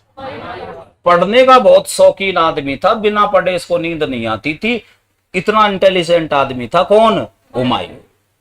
30,000 किताबन की पर्सनल लाइब्रेरी हमेशा अपने साथ लेकर घूमता था। कौन? हुमायूं। तो ये लाइब्रेरी बनवा रहा था दिल्ली में और उसका निरीक्षण करने आया था। लकड़ी की उसमें सीढ़ियां थी, 3 मंजिल की इमारत बनी। धक्का दे दिया रे किसी ने। हकीकत बात तो ये, क्योंकि षड्यंत्र का शिकार हो गया यार, इसको धक्का दे दिया था, ये ऊपर से गिर गया और ये मर गया। कौन मर गया? तभी तो एक ब्रिटिश विद्वान लेन पुल ने ये कहा है कि हुमायूं लुढ़कते तो पैदा हुआ, लड़खड़ाते हुए ही तो इसने जीवन जिया और अंत में लड़खड़ाते हुए ही लुढ़कते हुए ही ये मारा गया। इसका जीवन बड़ा कष्ट में बीता था। किसका दोस्तों? हुमायूं। तो 1556 में गद्दी हाथ लगी अकबर के। 1556 में कौन बैठा गद्दी पे? जो उस समय मात्र 14 साल का था। 1542 में पैदा हुआ था। कौन? अकबर। 14 साल का बच्चा जब गद्दी पर बैठा। कौन? अकबर। तो अकबर के दिमाग में यह बात बैठ ही गई कि अगर मुझे लंबे समय तक निर्विवाद इस देश में राज करना है तो कोरे मुसलमानों के भरोसे मैं भी मेरे बाप की तरह ठोकरें ही खाऊंगा। मुझे अगर इज्जत से पावर के साथ इस देश में राज करना है ना, तो देश के बहुसंख्यक हिंदुओं से मुझे दोस्ती करनी पड़ेगी। अपने बाप की दुर्गति से इसने यह सबक सीखा था। इसका कहना था काश उस समय पर मेरे पिता के 2-5 हिंदू राजा दोस्त होते तो दर दर की ठोकरें खानी नहीं पड़ती, देश से निर्वासित नहीं होना पड़ता। किसको? हुमायूं। तो मुझे बहुसंख्यक हिंदुओं के साथ दोस्ती करनी है, इसलिए अकबर ने गद्दी पर बैठते ही ऐसे आदेश देने चालू किए जो हिंदुओं के पक्ष में थे। कैसे? जैसे अकबर 1562 में जब सैल्प गद्दी संभालता है अपनी, तो सबसे पहले वो एक आदेश देता है कि अब इस देश से दास प्रथा का अंत होगा। दास प्रथा को गैर कानूनी घोषित कर दिया अकबर ने। कब? 1500। जिनका सब्जेक्ट एसएसटी है ना, वे इन बातों को याद कर लिया करो। ये अकबर के समय की सबसे महत्वपूर्ण घटना है। कौन सी प्रथा का अंत? कौन से साल में किया? 1562। अब आप कहोगे भाई दास प्रथा के अंत से हिंदुओं को क्या बेनिफिट? तो प्यारे बच्चों, उस समय पर दास बनाई हिंदू जाते थे। आपके और मेरे पूर्वजों ने अथाह दुख पाया इस धर्म को और इस संस्कृति को बचाने के लिए, ये याद रखना। इसलिए कोशिश करो इस धर्म और संस्कृति को बचाए रखने की, इसे आगे ले जाने। आज तो ये परिस्थिति नहीं है, बेचारों ने बेजा दुख पाए हैं, ध्यान रखना इस बात को। लाखों नहीं करोड़ों की संख्या में बहन बेटियों को अत्याचार का शिकार बनाया गया था उन समयों पर। तब भी हमारे पूर्वजों ने इस धर्म को नहीं छोड़ा। और आज हम पूरे ही दिन में ये हजारों बार प्रयास करते हैं कैसे भी कैसे धर्म का नाश होवे। हाँ, बल्कि कई तो नहीं कह रहे, सब बकवास की बात, अंधविश्वास की बात है। नहीं, सुबह से शाम तक हम एक ही बात साबित करवा में लगे रहा कि हमारा पूर्वज भोंदू थे, है ना भाई? यही में लग रहा है ना सारो जगत इस समय पे। अमर्यादित कपड़े पहनना, हालांकि गलत बात है, किसी के कपड़े पहनने पर आदमी को आपत्ति नहीं करनी चाहिए। वर्तमान में निजी अधिकार है व्यक्ति को कुछ भी पहने, अपन क्या कर सकते हैं। लेकिन कई तो कपड़ा ईशा बुरा फेरे, ईशा मतलब गलत फेरे, जो बहुत गलत है। आप जिन कपड़ों को पहनकर आप अपने पिता के सामने न जा सको, वे कपड़ा आपको बाजार में फेर घूमबा को कोई अधिकार को ध्यान रखिए। आप अपने भाई के साथ बैठकर उन कपड़ों को पहनकर नहीं बैठकर जा सकते, तो आपको अधिकार नहीं है कि आप बाजार में गंदगी परोसे। निजी सलाह है, मानो तो अच्छी बात, नहीं मानो तो कोई बात नहीं। किसी के ऊपर मैंने कोई ये नहीं कहा, ध्यान रखना है ना। आप क्यों, आप तो अब मेरी तरफ ही देखो ना, क्यों हवाई जहाज हो रही हो बेमतलब में, अर्थ का अनर्थ करती हो आप। गलत बात है ये सारी बातें। इस क्लास में तो ऐसा कोई नहीं है जिसके लिए मैं ये सलाह दूं। आपको देख रहे तो जाओ जूडो बूडो में जाओ, जब पता चले वो। तुम तो कहीं भी कौन माछरो, ऐसी ऐसी जनता है ना। तो अकबर ये चाहता था कि बहुसंख्यक हिंदुओं से उसकी क्या हो, दोस्ती हो। पहले क्या होता था, अरे यार, जब भी कोई ये मुसलमान, ये राजा फाजा जब किसी देश पे आक्रमण करते थे ना, तो जब वो राजा हार जाता था ना, तो उस राज्य के जवान लड़के और लड़कियों को ये बंदी बना लेते थे और उन्हीं को ही मार्केट में दास बनाकर बेचा जाता था। न जाने कितनी संख्या में अच्छे घरों की कुलीन बच्चियों को भरे बाजार में नंगा करके बेचा गया है उस समय पे। इतना दुख पाया हमारे पूर्वजों ने, याद रखा करो बावड़ो इस संस्कृति। बेचे खरीदे ही कौन जाते थे? हिंदू, दास और दासियों के रूप में। तो दास प्रथा से सबसे ज्यादा उत्पीड़न कौन सा समाज हो रहा था? इसलिए अकबर ने देश में गैर कानूनी घोषित किया कौन सी प्रथा को? दास प्रथा। तो मुसलमानों ने इसका विरोध किया। बोले जलाल, तुम इस्लाम के खिलाफ कार्य कर रहे हो, तुम कुरान के खिलाफ कार्य कर रहे हो। अरे इन काफिरों की तो यही दुर्गति होनी चाहिए, जो अल्लाह को नहीं मानते वो नालायक है, उन्हें जीने का कोई अधिकार नहीं है। पर अकबर को तो बड़ा गेम करना था, वो तो राजनीतिक आदमी था, उसे न अल्लाह से मतलब था न राम से मतलब था। ये तो हम जैसे टपोरियों के विषय हैं। हाँ सही कह रहा हूं। हाई लेवल का मुसलमान कभी ऐसी बातें नहीं करता, ध्यान रखना। हाई लेवल का हिंदू भी बातें नहीं करता। उन्हें पता है कि हम लोग 20,000 दिनों के लिए इस धरती पर आए हैं। वो अपनी प्रोग्रेस पे ध्यान रखते हैं। ये तो अपन जैसी जो टपोरी है ना, वो करते हैं मंदिर वहीं बनाएंगे, वो करेंगे, फलाना करेंगे, ढीका करेंगे। ये वो करते हैं इन कामों को। अच्छे लेवल के लोग काम नहीं करते, उन्हें पता है उनको प्रोग्रेस करनी है जीवन में। तो भाई साहब मुसलमानों ने इसका विरोध किया, पर अकबर ने मुसलमानों की बिल्कुल भी नहीं सुनी। अगले ही साल यानी 1563 में अकबर ने तीर्थ यात्रा कर भी समाप्त कर दिया। कौन सा कर? तीर्थ यात्रा कर। पहले क्या होता था, जितने भी हिंदुओं के बड़े तीर्थ है ना, उन मंदिरों के बाहर एक मुगल सैनिक बैठता था रजिस्टर लेकर। कोई भी हिंदू जब अपने तीर्थ यात्रा पे मंदिरों के दर्शन के लिए जाते थे ना, तो उनको एक उचित टैक्स देना पड़ता था, पैसा देना पड़ता था, तब मंदिर में घुसने देते थे। तो इस टैक्स का नाम क्या था? तीर्थ यात्रा कर। अब बताओ, तीर्थ यात्रा कर से कौन प्रताड़ित हो रहे थे? हिंदू ही तो हो रहे थे ना। तो अकबर ने अगले ही साल यह आदेश दिया कि आज के बाद में तीर्थ यात्रा कर परमानेंट समाप्त। तो फिर इस्लाम के लोगों ने विरोध किया अकबर का। जलाल, आप शरीयत के खिलाफ कार्य कर रहे हैं, शरीयत के कानून के अनुसार आपको राज करना है, और आप काफिरों के लिए इतने उदार बन रहे हैं, ये गलत है।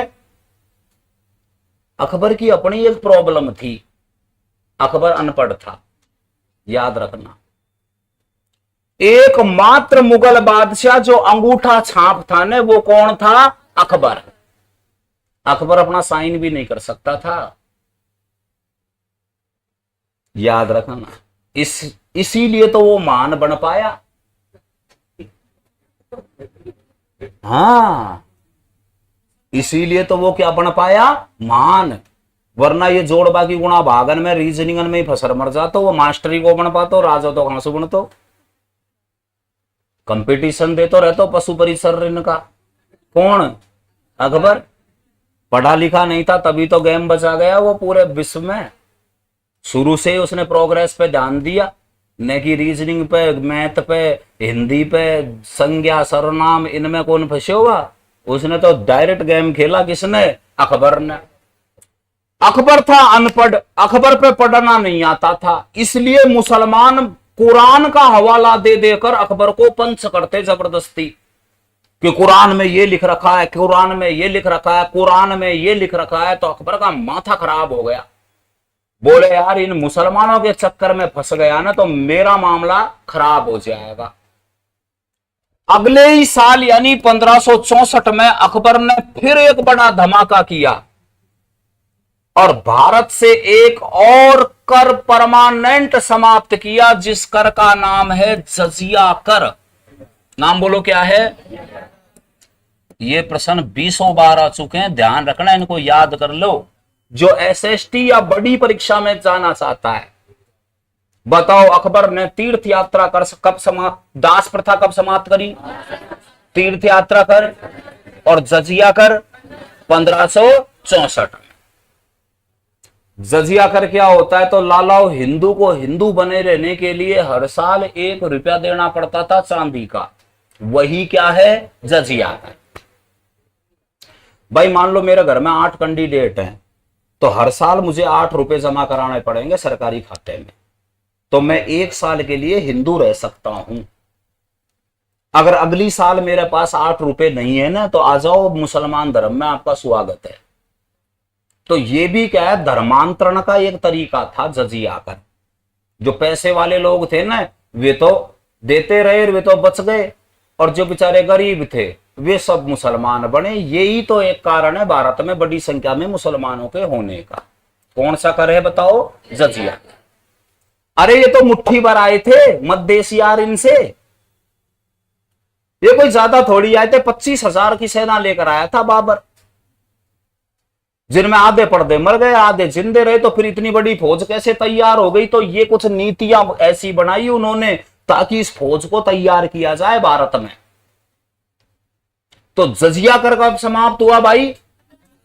कब हुआ भाई? तो सारे जो मुस्लिम मुल्ले मौलवी थे उनने अकबर का विरोध किया। तो अकबर समझ में बैठ गया, अकबर ने ये मान लिया कि मुझे भी कुरान के बारे में ज्ञान आना चाहिए, ताकि सामने वाले का मुंह बंद कर दूं कि तू कैसे कह रहा है, फलाने नंबर के पेज पे ये लिखा हुआ है, जाके पढ़। लेकिन अकबर की प्रॉब्लम है कि अकबर पढ़ना नहीं जानता, इसलिए सबकी सुननी पड़ रही थी अकबर को। तो अकबर ने एक प्लान किया, ध्यान से सुनना।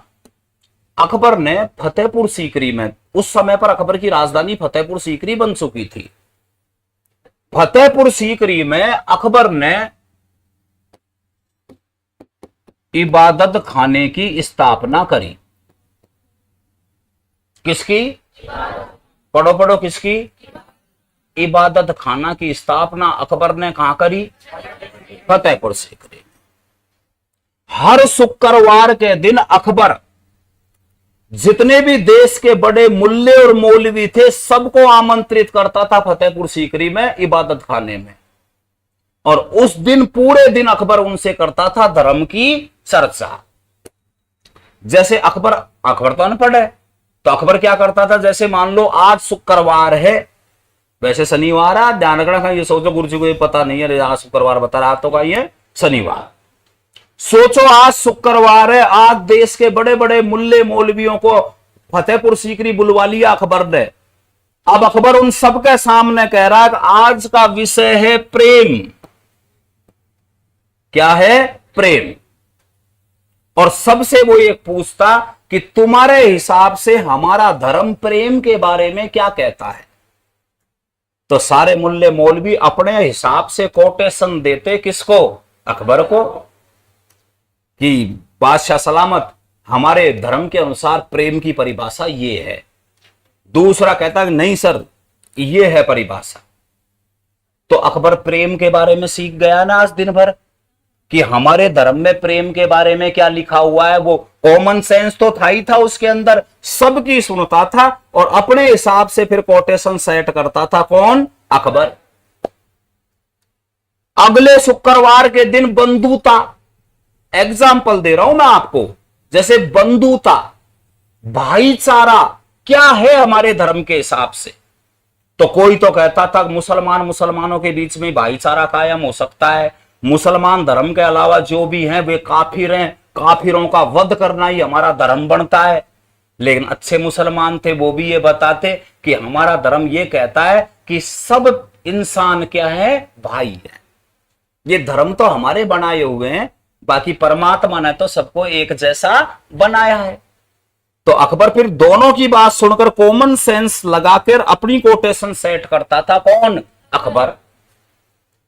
जब अकबर ने देख लिया कि यार मुसलमानों का पूरा ज्ञान तो मैंने सीख लिया, अब मुझे अन्य धर्म के बारे में भी जानना चाहिए, तो अकबर क्या करता था, अन्य धर्म के लोगों को भी आमंत्रित करने लग गया। कहां पे? इबादत खाने में।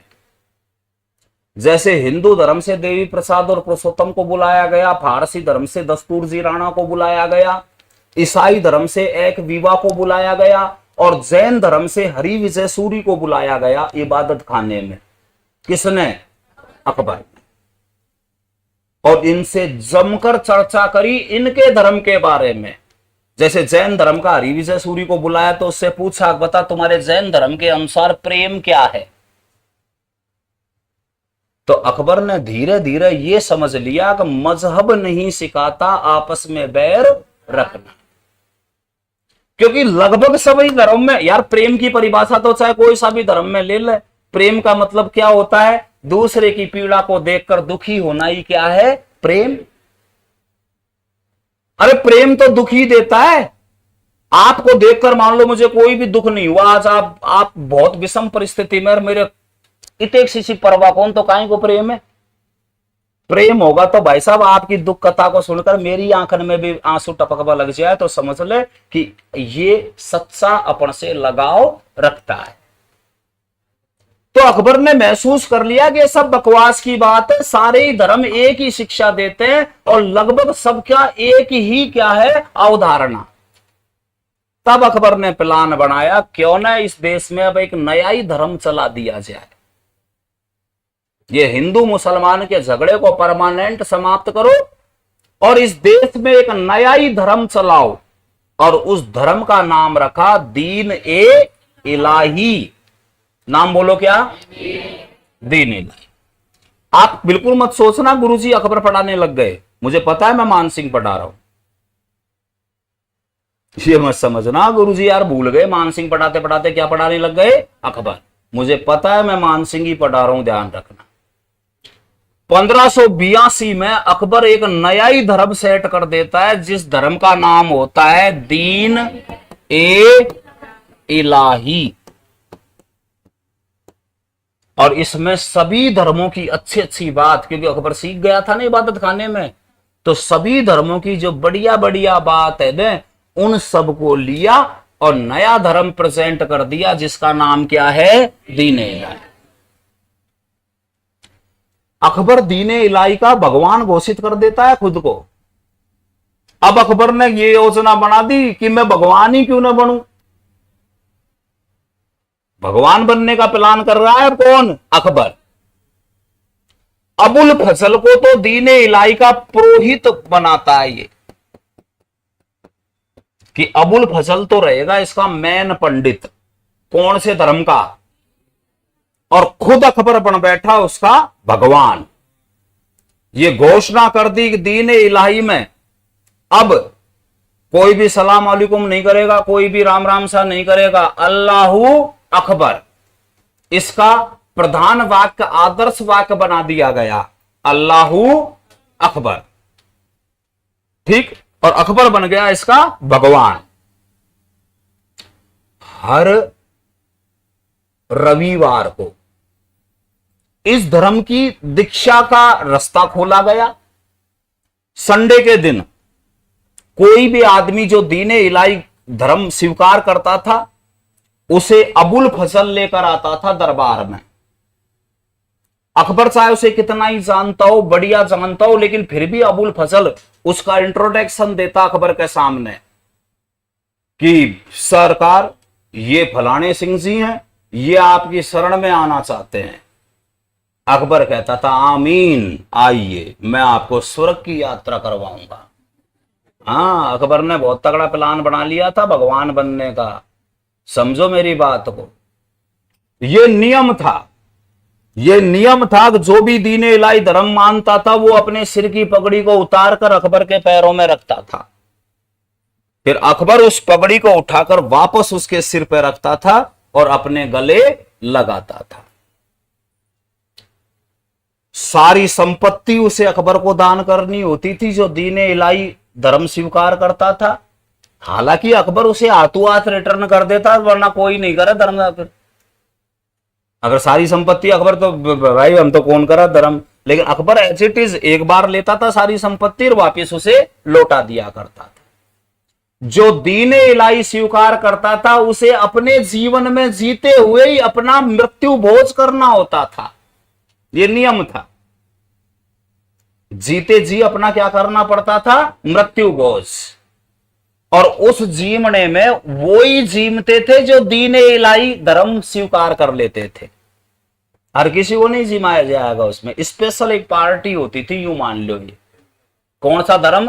दीन ए इलाही। अकबर की यह तमन्ना थी कि यह धर्म राष्ट्रीय धर्म होना चाहिए देश का, न यहां कोई हिंदू होगा न कोई कौन होगा मुसलमान। सबसे पहले इस धर्म को स्वीकार करने वाला हिंदू का नाम है बीरबल। अकबर बीरबल के किस्से सुने हैं तुमने? वो बीरबल पहला हिंदू है जो कौन सा धर्म स्वीकार करता है? दीन ए इलाही। अकबर जानता था कि अगर मान सिंह ने दीन ए इलाही स्वीकार कर लिया ने तो इस देश का सारा हिंदू वर्ग दीन ए इलाही स्वीकार कर लेगा। ये जानता था अकबर। अतः भरे दरबार में एक दिन अबुल फजल ने मान सिंह की तरफ देखकर ये कहा कि आप कब करोगे दीने इलाही स्वीकार अकबर के सामने। अब और कोई होता तो नहीं कहता यार हाँ यार अब अभी तो कहीं 100 मास हो है, बरसात हो रही है, थोड़ा उगाड़ सो जाएगा जब कर लूंगा मैं, ऐसे ही भाई ने लगाते न। लेकिन मान सिंह नो कहना जानता था, इसलिए मान सिंह तुरंत खड़ा हुआ और मान सिंह ने यह कहा कि अगर बादशाह सलामत को यह लगता है कि मैं हिंदू रहकर उनके प्रति वफादार नहीं हो सकता, जब तो मैं आज ही स्वीकार कर लूं ये धर्म दीन इलाही। बाकी जब भगवान नहीं अल्लाह ने मुझे जब हिंदू बनाकर भेजा है तो मैं उसकी इस रचना में क्यों इंटरफेयर करूं। अगर मुझे अल्लाह को मुसलमान बनाना होता तो भगवान को मुसलमान बनाना होता तो मुझे मुस्लिम के घर में ही पैदा कर देता न। तो मेरा यह मानना है बादशाह सलामत मैं हिंदू रहकर भी मैं तुम्हारे प्रति पूर्ण वफादार रह सकता हूं। अकबर इस भावना को समझ गया और अकबर ने तुरंत बात बदल दी, करना ना रहने दे यार मान सिंह कोई बात नहीं ऐसे करके। अगर उस दिन मान सिंह अगर दीन इलाही स्वीकार कर लेता न तो आज भारत का राष्ट्रीय धर्म क्या होता, दीन इलाही। हम सब दीन इलाही होते, हमारे घर में अकबर की फोटो लगी रहती और हम सुबह शाम ने कहता रहता ओम जय अकबर देवा। इतना बड़ा धार्मिक बदलाव वाला व्यक्ति था कौन, मान सिंह। अकबर के मुंह पे मना कर दिया कि मैं दीन इलाही स्वीकार नहीं करूंगा। उसका यह परिणाम निकला कि फिर दीन इलाही को किसी ने सीरियस ही नहीं लिया। फिर सारे जितने भी हिंदू जो लोग थे ना जो अकबर के दरबार में रहते थे वो सब बचने लग गए दीन इलाही से दान। ये बड़ा धार्मिक परिवर्तन जो होने जा रहा था ना उसको बचाया किसने, मान सिंह। ये मान सिंह को श्रेय दिया जाता है इस बात का, वरना दुख सुख पार उस दिन अगर स्वीकार कर लेता ना मान सिंह दीन इलाही तो फिर किसी भी हिंदू में इतना साहस नहीं था जो मना कर सके कौन से धर्म को मानने में। पता है इसका परिणाम क्या निकला, फिर दीन इलाही 18 ही आदमी ने स्वीकार करा पूरे देश में, क्योंकि मान सिंह ने एक नौका रास्ता दिखा दिया ना, लोगों के सामने एक ऑप्शन खड़ा कर दिया। वरना अकबर के सामने नो तो कोई कहता ही नहीं था, यस ही कहता था। लेकिन मान सिंह ने एक ऑप्शन और दे दिया नो, तो उसकी वजह से फिर किसी ने भी इसको सीरियस नहीं लिया। और वे 18 लोग जिन्होंने अकबर के जीवन में दीन इलाही स्वीकार किया ने वो भी उसकी मृत्यु के बाद अपने अपने धर्मों में वापिस चले गए और ये धर्म परमानेंट रूप से समाप्त हो गया। कौन सा धर्म, दीन। ये बात इस बात को प्रमाणित करती है कि मान सिंह हिंदू धर्म के प्रति कितना वफादार था। तो आप क्या कर रहे थे, अपन ने टॉपिक क्या लिखा था बताओ देखे भाई, योगदान। पहला लिखो धार्मिक योगदान, पहला लिखो धार्मिक योगदान, धार्मिक योगदान। इसमें आप लिखो मान सिंह, मान सिंह भारत का पहला ऐसा शासक था, पहला ऐसा राजा था जिसने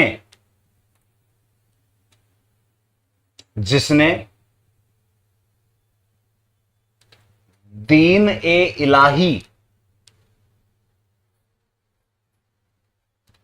धर्म स्वीकार करने से मना किया,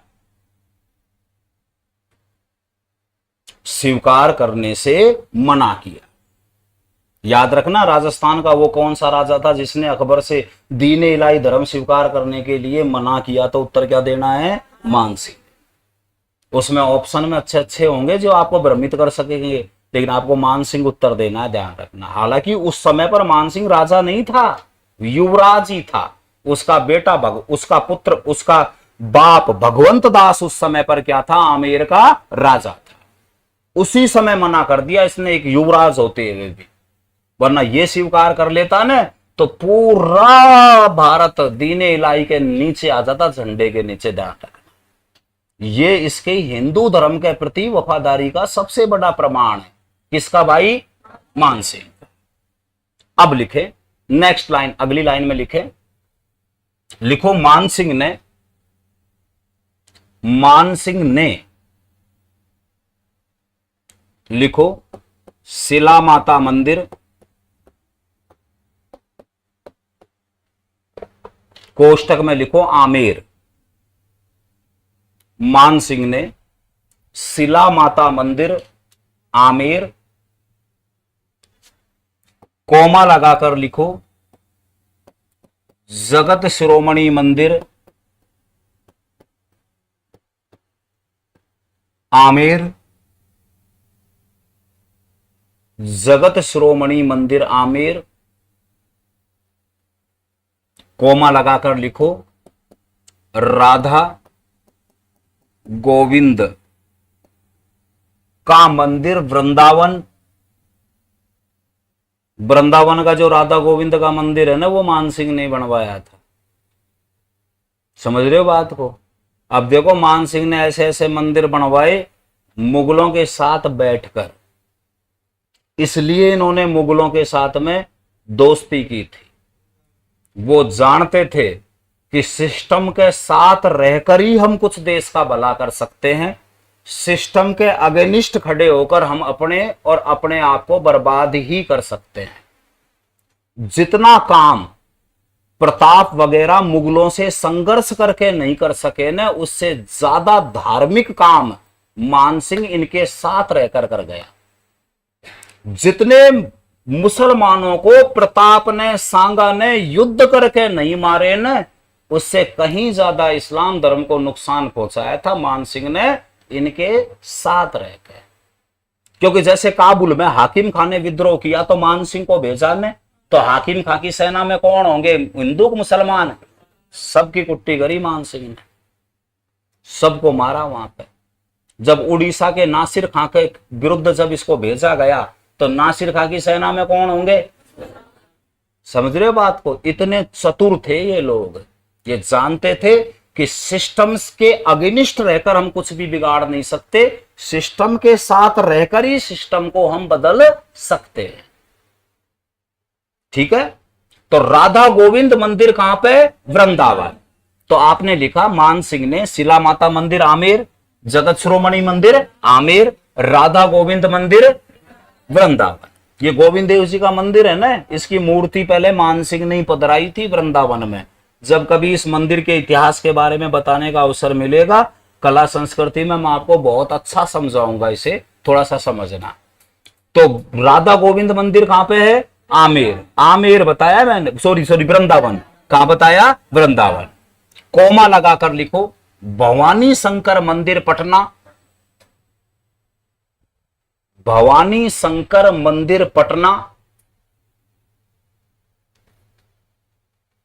का निर्माण करवाया। ये तो वो बड़े मंदिर हैं जो आज भी मानसिंह का गुणगान करते हैं, आज भी हैं ये सारे के सारे मंदिर अपनी मूल अवस्था में। जैसा मानसिंह बना के गया था ना, वैसे के वैसे खड़े हुए हैं आज भी ये मंदिर। कौन कौन से बताओ? शिला माता का मंदिर और जगत शिरोमणि मंदिर तो कहां पे है?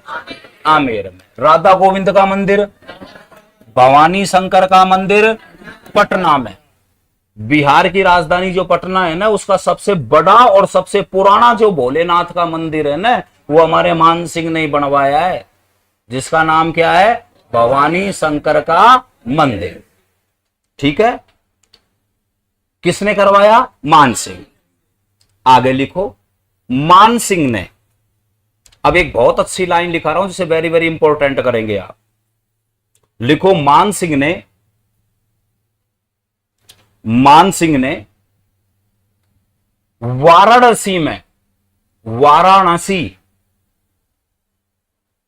वाराणसी यानी बनारस या काशी, प्राचीन नाम काशी है, मध्यकाल में से बनारस कहा जाने लगा, वर्तमान में इसको कहा जाता है वाराणसी, जो नरेंद्र मोदी का संसदीय क्षेत्र है। नरेंद्र मोदी वाराणसी से जीत कर जाता है। ठीक है? अब ध्यान से सुनेगा क्या लिखा आपने, देखो बताओ। ऐसे थोड़ी मान सिंह ऐसे लिखा होगा शुरू से। अच्छा, वाराणसी में मान सिंह ने 10 अश्व मेघ घाट का निर्माण करवाया। 10 अश्वमेघ घाट बनारस का सबसे पवित्र घाट है। यूं तो 52 घाट है यहां पे, कितने घाट है? 52। लेकिन वो घाट जिस पर पूजा करने पर ज्यादा बेनिफिट मिलता है, वो घाट कौन सा है? 10 अश्वमेघ घाट। आपको पता होना चाहिए बनारस का सबसे पवित्र 10 अश्वमेघ घाट किसके द्वारा बनाया गया है? मानसिंह के द्वारा। तो आपने क्या लिखा, पूरी लाइन पढ़ो देखे एक बार। मानसिंह ने 10 वाराणसी में 10 अश्वमेघ घाट का निर्माण करवाया। लिखो, जहां से नरेंद्र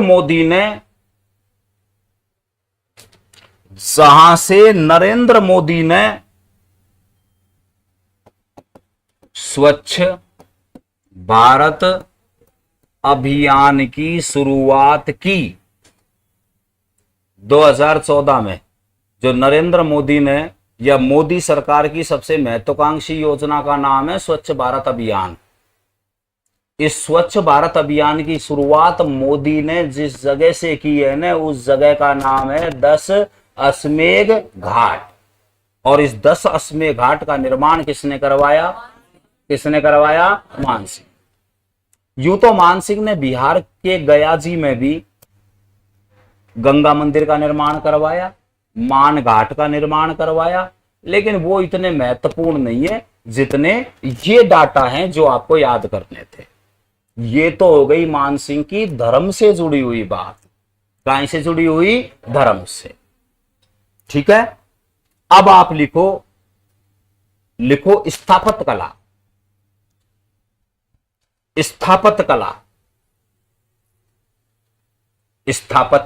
कला मित्रों, चाहकर भी अपन इसे पूरा नहीं कर पाएंगे स्थापत्य कला वगैरह को, और कल तो अपन को मिलना ही पड़ेगा। लेकिन कल तो शायद संडे है, छुट्टी है ना?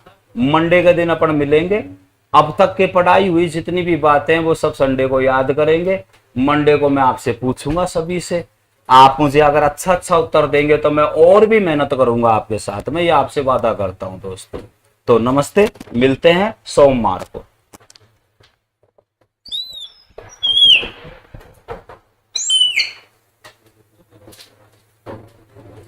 अब छुट्टी हो गई, आप पढ़ोगे अभी और, है ना? तो पढ़ा करो घर पे, है ना? लापरवाही मत किया करो कोई भी। अपने माता पिताओं का सपना पूरा करना आपकी ड्यूटी बनती है। बेचारों ने बहुत दुख पाया है, बेचारों ने। न जाने कितनी बार अपनी इच्छाओं का दमन किया है उन बेचारे बूढ़े बड़े माता पिताओं ने। तो उनके प्रति है ना,